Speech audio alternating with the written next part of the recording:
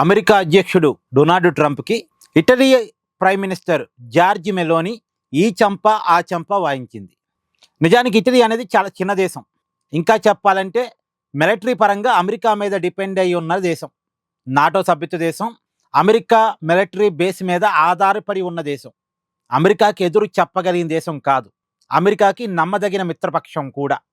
అందులోనూ ఈ George Meloni కూడా ట్రంప్ మద్దతుదారే. ఒకనాడు ట్రంప్ గెలవటం కోసం పనిచేసిన వ్యక్తే, ట్రంప్కు మద్దతు తెలిపిన వ్యక్తే. కానీ ఇవాళ ట్రంప్కి గట్టిగా చురకలాంటిచ్చారు. దీనికి కారణం ఏంటంటే మొన్న G7 సమావేశాలు జరిగాయి కదా.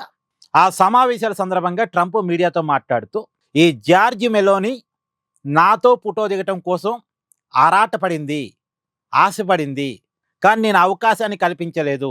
కాకపోతే ఆమెను చూస్తే నాకు జాలనిపిస్తుంది అని ట్రంప్ మాట్లాడాడు.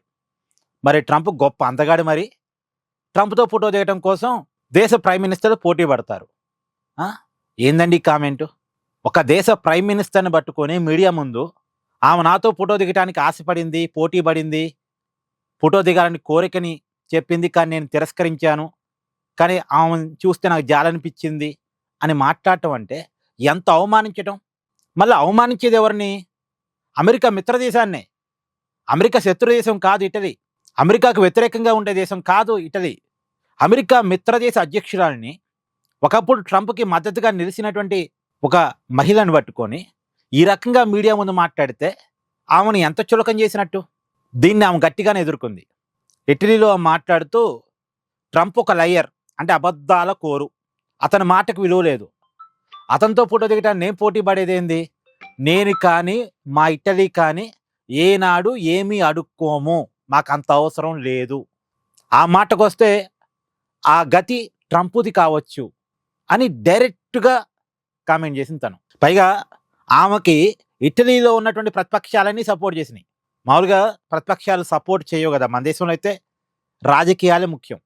కానీ దేశం కాడికి వచ్చినప్పుడు రాజకీయాలు పక్కన పెట్టి అక్కడ ఉన్న అపోజిషన్ పార్టీస్ అన్నీ కూడా ఇటాలియన్ ప్రైమ్ మినిస్టర్కే సపోర్ట్ చేశారు, ఆమెకే మద్దతు చెప్పారు. మాజీ ప్రధానితో సహా ప్రతిపక్షాలన్నీ కూడా ఆమెకు సపోర్ట్గా నిలిచాయి. అయితే ఇక్కడ నేను చెప్పదలుచుకున్న పాయింట్ ఏంటంటే, ఇదే ధైర్యం మనోళ్ళకు కూడా ఉండాలి. రష్యా దగ్గర చమురు కొనొద్దు అని మన భారతదేశానికి ట్రంప్ ఆంక్షలు పెట్టినప్పుడు రష్యా దగ్గర నువ్వు కూడా ఎలాంటి ట్రేడ్ కొనసాగించొద్దని మనం కూడా చెప్పగలగాలి. అతను మన మీద నిషేధాలు పెట్టాడు, మనం కూడా అమెరికా మీద నిషేధాలు పెట్టగలగాలి. ఎందుకంటే మన మార్కెట్ లేకుండా అమెరికా ముందుకు కొనసాగలేదు. మంది పెద్ద మార్కెట్ కదా, ప్రపంచంలోనే అతిపెద్ద మార్కెట్ మంది. మనం కూడా, మన ప్రధాని మోడీ కూడా అంతే ధైర్యంగా స్పందించాలి. మంది డెడ్ ఎకానమీ అంటాడు, లేదు రకరకాలుగా చాలాసార్లు ట్రంప్ మన మీద కామెంట్ చేయడం చేశాడు కదా. ఒక్క సందర్భంలోనే మోడీ గారు గట్టిగా మాట్లాడారు. పాకిస్తాన్తో యుద్ధం ముగించడానికి నేనే కారణం అని ట్రంప్ చెప్పినప్పుడు నీకు దానికి సంబంధం లేదని ఆ ఒక్కసారి మాత్రం ట్రంప్కి మోడీ గారు గట్టిగా చెప్పారు.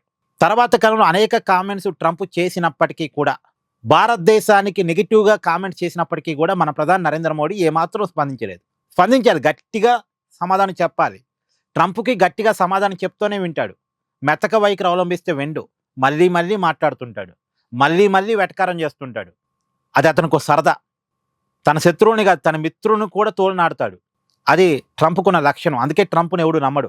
Italian prime minister Giorgia Meloni మాత్రం గట్టిగా అటాక్ ఇచ్చారు.